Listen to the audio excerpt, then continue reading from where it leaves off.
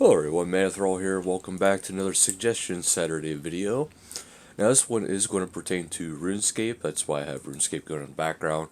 However, it has nothing to do really with the content, well, maybe something to do with the content I'm doing. And a while ago, I know myself and there's a few others who as well, whenever the game like Pokemon Go was announced about the virtual augmented reality really, about when that was starting to be implemented. We heard about this. It's something, I don't know, like me personally, I never really thought about bringing games into the real life like that before, even though it is pretty awesome. Just in that context, I never really actually thought about it in that way. So for this week's suggestion would be to actually, for them not to create an app just like it, but to create an app that promotes health and wellness. And there's already a lot of apps out there that will track your heart rate, that will track your, like a pedometer, tracks your distance traveled, steps, all that kind of stuff. Which essentially is what a lot of things that Pokemon Go does, it tracks your steps. But now it's just like, the reason why this would be good is because a lot of people who play games, not all, but a lot, myself included, we spend way more time in these games than we really should. From a health point of view, we spend way more time than we should into these kind of games. So, the idea would be to take the real world aspect, such as, walks, stuff like that, extra outdoor activity. And with all the technology we have nowadays, there's a lot that can actually be done with this. And now, you gotta make it rewarding that the player is going to want to keep doing this stuff outside of the game. So, what I would suggest to do is not have an app exactly like Pokemon Go, because that would just be, you don't want to have a copycat. But for RuneScape, what it could be is for every so many steps you get so much XP in a skill that you pick. Now, it's not going to be an exuberantly over the top amount where it's going to be the primary training method, because then there's going to be so many people who say, well, that's not fair, I don't have that app, I can't get the best training method. And that's why I would actually suggest not the best training method for that level, but it scales to your level to a certain extent. So,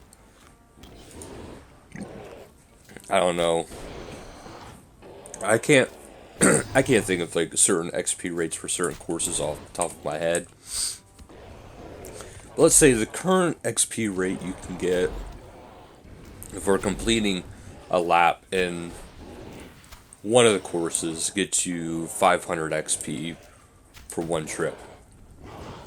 What the app would then do is give you, let's say, 4 to 450 XP per, a certain accumulated amount of distance traveled, which it's not the best, clearly, it's a little bit less, but it's still enough that people are going to be like, I want to do that, because you're still able to build your character while you're doing this.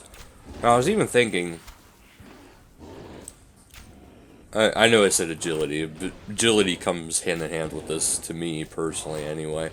But to me, another thing would be like, having different skills involved with it. Like I said, about how you could select your skill, and then it would take, the best percentage that you can get, and then dumb it down by like, I don't know, 10-15%. This way it's not exactly top of the line.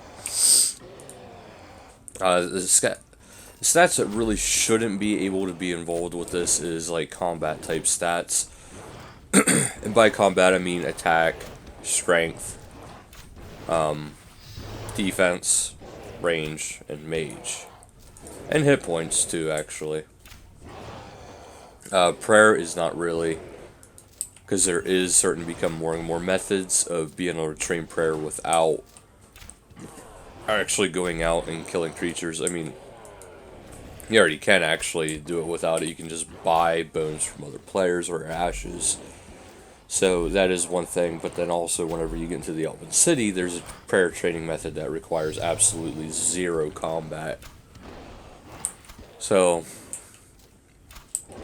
that would be something too. And I was also thinking, instead of just having just the XP rates, let's say we have an item unlock, and after so many miles, kilometers, however they would want to base it, you could get a chest unlock.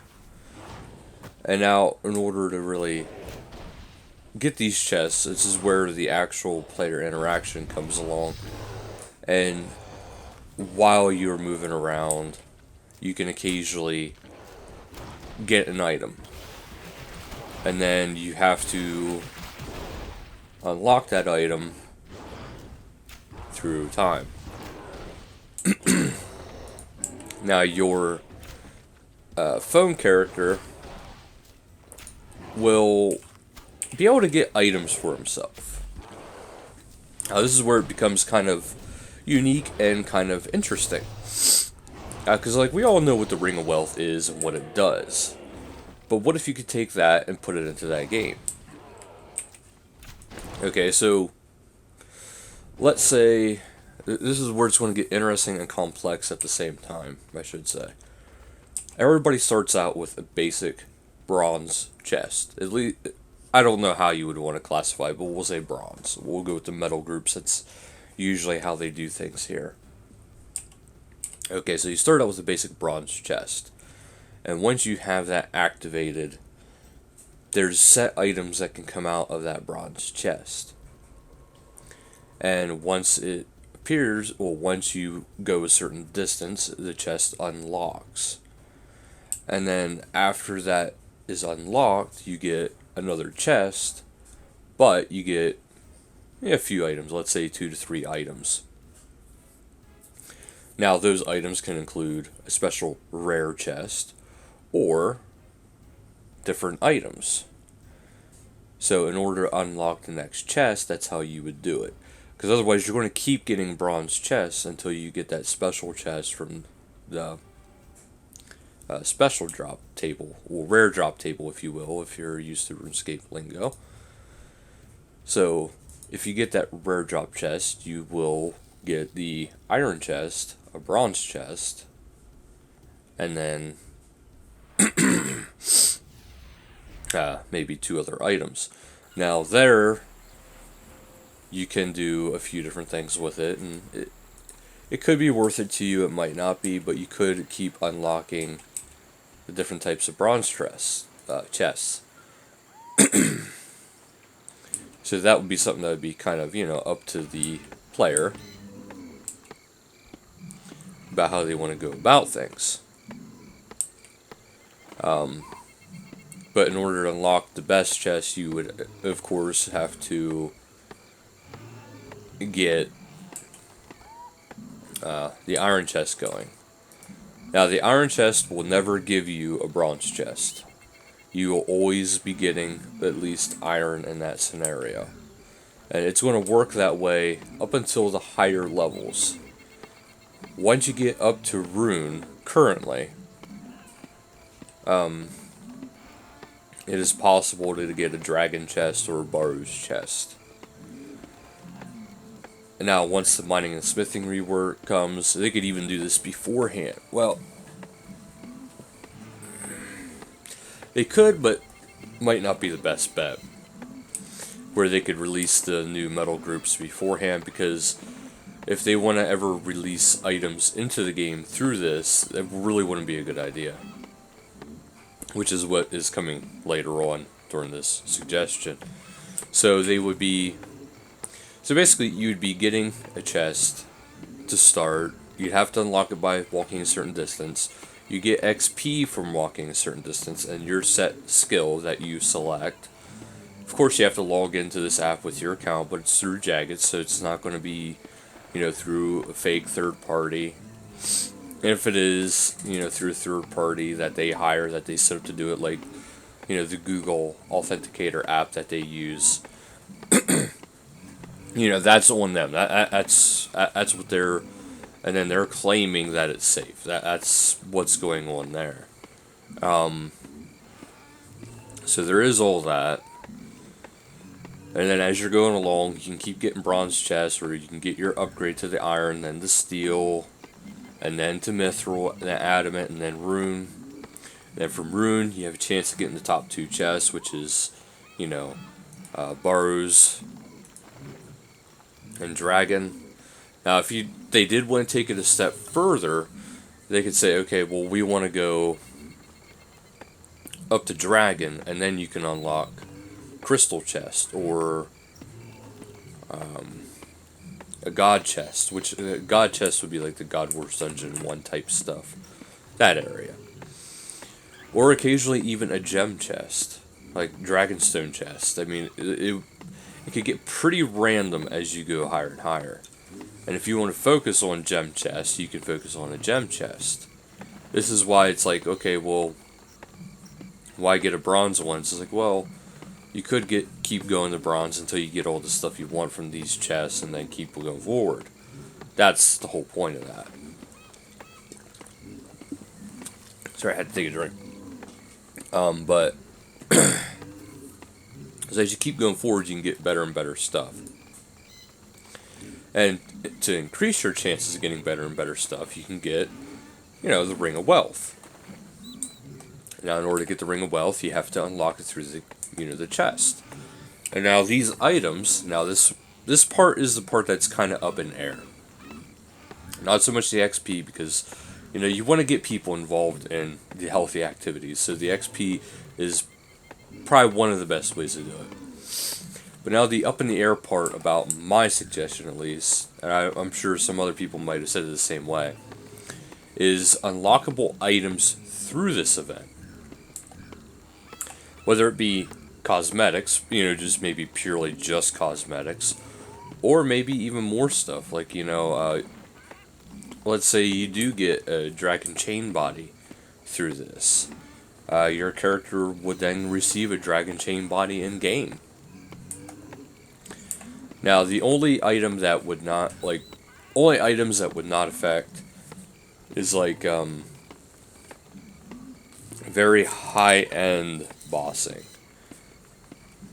So you wouldn't be getting boss gear from it. That I do feel should be staying with just in the game, because that would devalue the game itself. It would devalue that boss. It would devalue stuff like that, and you don't want to do that. But now anything that's kind of like a regular drop up through, up through Dragon. That's why I say I don't know if the new metals would be equivalent to this, but you could do it where the new metals are actually acquired, well, can be acquired this way. But I know that kind of subject is a touchier one, and it's hard to say exactly how people would like to do that. Because essentially then it is giving tier 70, tier 80, tier 90 gear away. So I don't know if that would be exactly an ideal way of doing things, but it is a realm of possibility. But like I said, the only item it doesn't really affect is like if you get, there's going to be a special app Ring of Wealth. And that app Ring of Wealth increases your chances of getting the better items. So if you're in a rune chest category, it'll increase your chances of getting the next chest up. It'll increase your chances of getting rune items. Because in the rune chest you can get rune or adamant items. That's how that would be. And if you get those items, I mean, that is great. It's just, this would increase your chances of getting said items that way. So it would be worth it for some people, maybe not all, but it would be worth it to some. It's a way to actually get people involved in physical activity. That's the main thing. And with the XP, and then you get that little bit of item. This way, they're still doing some sort of money making. That it would be worth it. And you don't want these chests to be unlocked in an exuberantly over the top amount. Let's say, every chest can be unlocked after a mile of activity. That's not a lot. It gives people an incentive. And a mile is actually a decent distance for some people. And for those who, go for long runs or long walks, it'd be really great. And it'd be a great way to encourage people to get out. And unlike, Pokemon Go, where you have to have it constantly open and constantly going, and it's a huge drain on the battery, and there's a whole bunch of things that can kind of be an issue with it, this app wouldn't really have those issues, because, yeah, it would need to be open, so it's tracking, but it'd be no different than having your web browser open. So it really wouldn't have a whole lot of things going on for it. Is it worth it? In my eyes, yes. To somebody else, I have no idea. But that is today's suggestion. If you guys have any adjustments you think that should be made to that, or if you know of better ways to go about doing that, please just let me know. If you like this idea, please share and try to get Jagged's attention to it. Otherwise, thank you guys so much for watching. Until next time, later, guys.